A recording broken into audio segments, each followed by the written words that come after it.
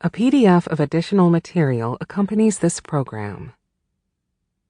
Simon & Schuster Audio presents The American Way, a true story of Nazi escape, Superman, and Marilyn Monroe, by Helene Stupinski and Bonnie Siegler.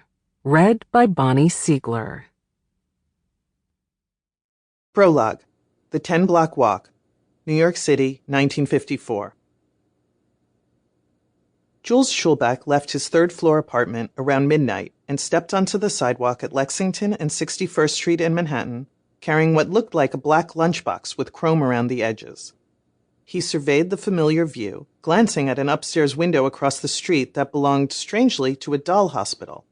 Its lights and red neon crosses had been turned off for the evening, hiding the buckets of miniature heads and arms and various doll parts that would spook visitors when they peeked from his apartment window in the daylight.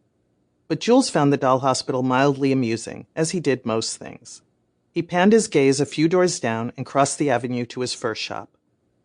Its treasures were locked up for the night.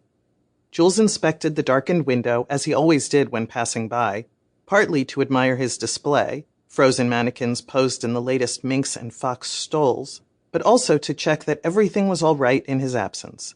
And it was.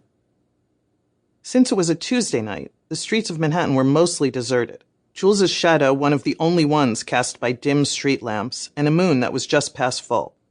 The Chrysler Building loomed in the distance, only a few of its offices lit, the bright moon reflecting off the spiked metal helmet of its tower. The temperature was in the 50s, chilly for early fall. In Jules's version of the story, a story he would retell again and again over the decades, a few checker cabs flew by, a few crawled, looking for a fare, but Jules walked.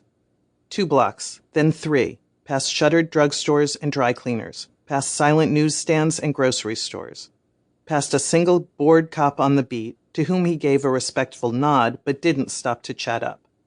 Jules loved to chat and loved to spin a good story, but tonight he was a man with a mission, not just an insomniac out on a late-night stroll in the greatest city in the world. He did not have an American dream. He was already living it, right now, right here, on these streets. As he grew closer to his destination, East 51st Street, Jules sensed a strange charge in the atmosphere, as if the molecules were being rearranged somehow, and a distant hum even before he saw the crowd.